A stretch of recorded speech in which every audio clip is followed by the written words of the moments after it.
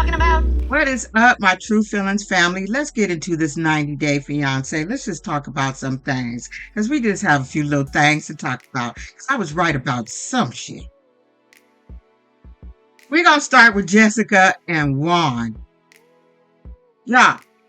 I think Megan wants Jessica for herself. Am I the only one thinking like that? Because the way she is going so hard, like she is in a relationship with Juan, it almost feels like she's jealous that if you take my woman away from me, then you better treat her right or I'm going to do something to you. I just feel like Megan is in love with Jessica because she just is too much. First of all, I wouldn't even want a best friend if I'm her only friend. It's a lot of pressure to have that person as your only friend. Nobody want to be this broad's friend. I can see why you only got one friend, Megan, because you a hell of a whole lot. You have attachment issues. You're too damn attached. Now, I told you Juan was going to get overwhelmed watching them kids. He's going to get bored because he a real man. Real men don't want to sit at home and watch kids. They want to be out there making money and bringing something to the table. But the boy is bored. He don't know how to be a father. This is all new to him. And Jessica, you're such an asshole. You know this is his boy's first time being a father, being with your needy ass kids, and you couldn't prepare a meal, a breakfast for that little boy so Juan didn't have to do it just to make things a little bit easier on him, being that he is there for the first time as a father. So you should have made breakfast. That same little ass boy talking about he didn't want milk in his damn cereal. You should have prepared some little meals for that man to just pull out to feed them kids. Jessica, you a shitty ass person. Jessica is a shitty ass wife. I wouldn't marry Jessica at all. Juan, if you was smart, just get that girl some child support and go back to work. I'm sorry. She is not, to me, she ain't worth the time. She ain't worth it. It's just too much little shit. I couldn't do it. Boy done gave up his whole damn life, and you can't do little So they go out bowling with her friends and that little asshole girl, Megan, right? So they doing their little thing, and they bowling, and it was pretty funny. I loved it when she fell bowling. I was hoping it'd be like a scary movie, and them something from them pins would just snatch her ass back down there in that little ass hole. Did you see? Soon as Jessica got up to bowl, how she just scooted her little ass over there to be that little slithering snake she is, just to start messing with Juan. By that time, Megan was done. What's her name? Jessica was done with her little bowl. So here she is again, bringing up the cheating thing. It's like, but you're not in a relationship. And I'm so glad Juan was like, you know what? He thought about it for a minute. He was about to answer that goofy ass broad. But he said, you know what? I'm done with this shit. I'm so tired of every time we get together, I got to have this conversation with you. You know that's what he wanted to call her. I ain't got to tell you shit. I'm not effing you. That ain't what he said. But I know that's what he wanted to say. But you acting like we in a relationship. All three of us. Where are you in this relationship? I'm not with you. And Jessica finally, she jumped in to defend her man and said, you know what, if you keep tripping, bitch, then we can't hang out no more. If this is the conversations that we got to have every time. And, Megan was like, okay, I respect that.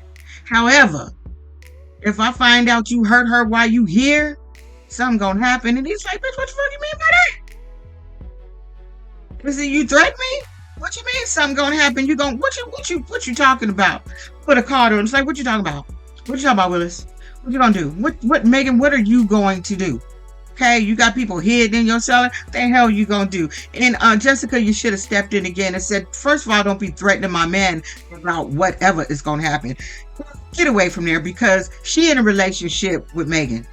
She is in a relationship with Megan, and if that is going to be her best friend, she needs to put them boundaries in. And it just sounds like this episode, she actually tried to throw in a boundary, but she needs to keep it up and tighten that shit up. And it helps Jessica, if whatever you and Juan got going on as a married couple, you're supposed to keep that shit within your marriage. Tell people shit that's going on with my marriage unless it's good. If something going on, I'm not going, and I don't say shit really. Whatever happens in your household, it needs to stay there. It's not for your best friend, your cousin, your mother. Your marriage is your marriage. It's sacred. So she needs to realize that. So you need to have a real deep, hard conversation with her about what marriage is. I think you guys need to have that conversation. And part of that, the biggest thing is loyalty. You got to be loyal to your mate. And you got to have your mates back. And Jessica, you getting there, but you need to do better. Make sure you cut the shit out completely. Stop telling your damn business.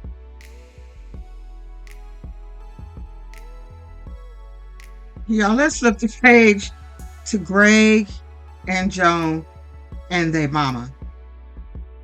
Is it just me? Joan is starting to get on my nerves. Those little smirks that she have on her face, she's really starting to get on my damn nerves. She really is starting to irk the shit out of me. So Greg is on his way to a job interview. So hopefully he don't mess it up, because according to her, he's got a month to get it together and he better get this damn job. So she's kissing him good luck and everything. So now it's just Joan and the mama sitting out the house together.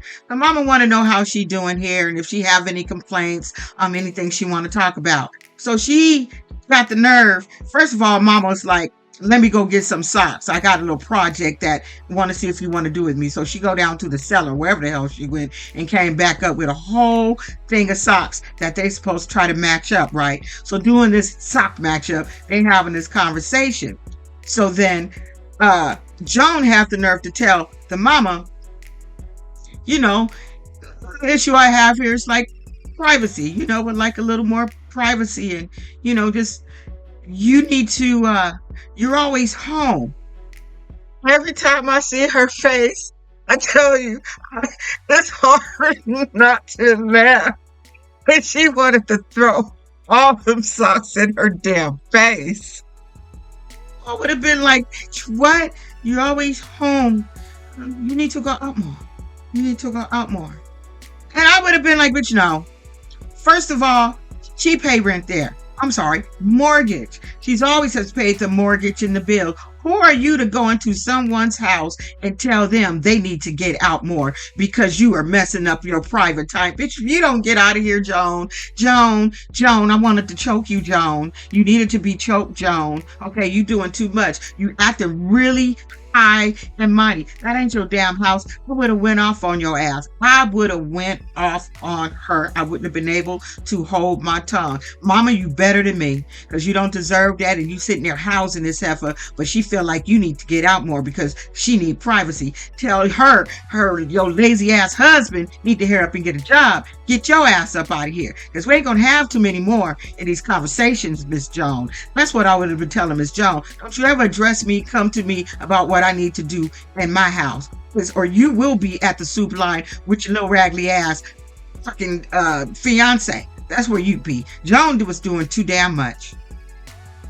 So he come back from his job interview, and he ain't feeling too confident about that damn job interview from the looks of it, okay? So mama let him know that conversation him and Joan had. So he was like, okay, well, maybe she didn't mean it that way. No, she meant it exactly that way. So he go out there and talk to that heifer. This heifer had the nerve to say she is testing her patience because she needs to know what to say and what not to say. I said, bitch, that don't even make any sense. That don't make any sense. Why are you testing her patience? And the way she's just standing there with that little smug look on her face, like it's okay to do that. And he's like, bitch, are you testing my patience? Because what you're not going to do is mess with my mama. What you don't want to do, Joan, is mess with that boy's mama. Think that would be the end of the cup of tea for your ass. Don't mess with that boy's mama. That's his mama. And he's always going to take his mama's side. So if you're mad about that, just keep being mad about that, because you are being you're disrespectful in that. So he's supposed to take his mama's side. You're supposed to shut the fuck up. You can't tell somebody what they need to do in their damn house. You better hope his lazy ass get a damn job. He should have been done had one. So we shall see if his ass get a job. But right now, she waiting for her family members to come down so they can get a little visa to come down to this damn wedding. You know she gonna act up even more once she get her people down here. You know she gonna be a bigger asshole once her people get down here. You know she is. Let's flip the page to Mina Mar. So Mina, she meets up with Jade Jada's a cute girl, and Mina is very happy that the girl is attractive because she's like, if you say I look like her, and we resemble, then I hope this girl is on point. Nice body, nice face, nice personality, a really sweet girl. But she didn't really have no tea that this boy was doing anything or being deceiving. Basically, she said, once he got with you, he didn't contact me. But she told the producers that he actually calls and check up on her. Why? Why are you still calling and checking up on her? You need to delete her number out your phone. That's what you need to do, because what it sounds like, she's in a relationship. So again, I was right. I was right about that sneaky ass grandma, because what the girl did tell her is watch out for the mama, because the mama ain't shit and she's sneaky. Now, she didn't say that, but that's what she wanted to say, because I could see it when she was that fake nice to Mina, that fake nice shit she was doing. But when she hauled off like is the girl coming to the wedding, I knew she was a snake. And like I said, her face, she looked like a snake. She looked like a snake. And she said the mama got too much. She gets too involved in this man's life. So you need to watch out for her ass. Whole family is a snake. And like she said if the family don't like you, they just don't like you. Period. Because she told her about that prenup shit. It's like, period. She was like, and Mark didn't even defend me. She was like, what? Just didn't defend you? Nope, didn't even defend me. She said, watch out for the mama. Already knew it. I don't even know these people. I'm looking at people through a TV screen, but I could tell she was a snake in the grass with all that fake shit. That's why Mina don't like your damn family. You got a fake ass family, and Mark, you fake too. So she go tell Mark everything's okay. She didn't tell him no bad shit about him, and they cool and everything, but he felt like they've been together 5 years. She should have trusted you. No, she shouldn't. If that is your friend, you introduce her to a friend that you said was a close friend of yours. So if that close friend of hers is telling her a bunch of shit, Mark, she's got to investigate that. She has to investigate that, okay? It was only right for her to do it. So I don't blame her for doing it, and you shouldn't either. So she let him know. She told her about the family being a snake. And he's like, yeah, my mother could be involved, and yes, I need to work on that. That's probably why your wife left you. I don't know if you divorced your wife, if your wife divorced you. I'm going to put my money on your wife left your ass because you're a bitch. You are. You got bitch tendencies, sir. You really do. I need a man who can protect and who's going to ride for me and speak up for me when people are wrong. That's what I would need from a man, and you're not one. You're not one. You're just not one. Your whole family just should be just a den of snakes. All right, let's flip the page to Ani, Amani, and Matt. You know who's getting on my nerves? Amani. Amani's getting on my nerves. Amani is getting on Ani's nerves. She just getting on people's nerves. So they on their way to her house so she can go home and be with her daughter. So during this ride, she's talking about, once she get there, she gonna have to stay there because old girl is talking about she made reservations at another hotel. She's like, I ain't trying to stay at a hotel. I need to be with my daughter. Plus, I gotta go to work. I gotta pay rent. I got bills to pay. I gotta pay the damn babysitter. I got shit to do. And so they start talking about her customers and how it's her daughter's birthday and how all her customers, her regulars, bring her gifts for her child. So then, of course, Amani is like, oh, well, that's inappropriate to be introducing your child to customers. She's like, I don't introduce my child to customers, you stupid. What they do is they know I have a child, so they come and they bring presents, and I bring presents to my child, just like you two tricks are doing. You two tricks are doing the same thing. Because I honestly think Ani is there for a good time and she playing y'all. That's what I think Ani is doing. She's there to have a good time, go on excursions, get some free meals, because if you really didn't want her stripping, what she wanted you to say is, well, if you don't want me to go to work tonight, then you need to pay the babysitter. You need to pay my rent. You need to pay some shit. If you want me to stop doing what I do to make money to feed my child and help my family, what you gonna do? Because I'm gonna need a monthly check from both you motherfuckers if that's what you thinking I'm gonna do. You know what I was doing. That's how you met me. So don't act brand new now like it's an issue. Because if you want to take care of me, let's do that. Other than that, fuck, take you to the house and I got to go to work. I don't want to hear no more shit from neither one of y'all. So after they left the little girl with presents and shit like the other tricks do, They went off to their little hotel. So now they're at dinner. They're somewhere. They're sitting on a couch and they're talking about, the whole issue with Ani, if she's going to be serious, what they're really there for, and they ain't got much time. All that goofy shit. So now Amani's sitting there thinking, okay, well, damn, I need to tell him about what Ani said about liking me more. So she finally tells him that what Ani said, saying that I like her, like the wife more than she like him. So now he's just like, okay, what the hell is going on here? So you mean to tell me like she don't like me? Like it ain't what it is? Ani's lying, okay? She's playing games, and Matt is picking up on the shit that she's playing games. And Amani, you full of shit. Don't try to twist this shit around and make it like she always try to like flip shit. Well, I didn't think you felt that way about her, making it seem like now he's the bad guy because he's feeling some kind of way about this bitch. It's like, no, you guys are both being played. So at the end of it, he said, you know what? Tomorrow, I need to spend some time by myself because he's like, if this shit is going on, I'm not dealing with this shit anymore. And this was your idea, Amani, and you acting like you so in love with this girl. You got to make this relationship work, but you missing your kids. Take your goofy ass home to your kids. Honestly, the storyline bothers me because I just don't feel like it's all the way legit.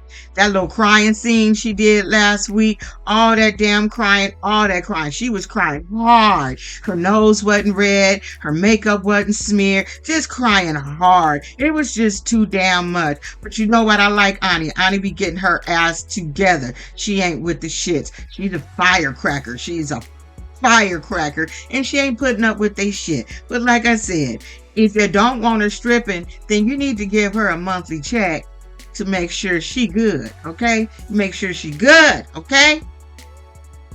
So I skipped over I don't know, Sauce, whatever his damn name is, and that other blowfish girl face. Because then she had all her sisters here, but they all plastic surgery looking asses face. I just fast forward through that shit. I couldn't look at all these blowfish lips. And I definitely passed up Maddie and Stevie. They starting to bore me and Stevie's starting to get on my damn nerves. And then Maddie, he talks like a robot. Every time he's in there, he talks like a robot. Like, what is wrong with you, boy? Move your shoulders or do something. Anyway, I can't deal with they ass. That's it. That's all. The next video I do, I think I'm going to come back and do a little Bravo review with this whole Kenya and housewife shit, the reason why it keeps failing. Anyway, that's it, y'all. Thank you guys for showing up when I show up. I'll see y'all with something else soon. Don't be an asshole, y'all. Bye.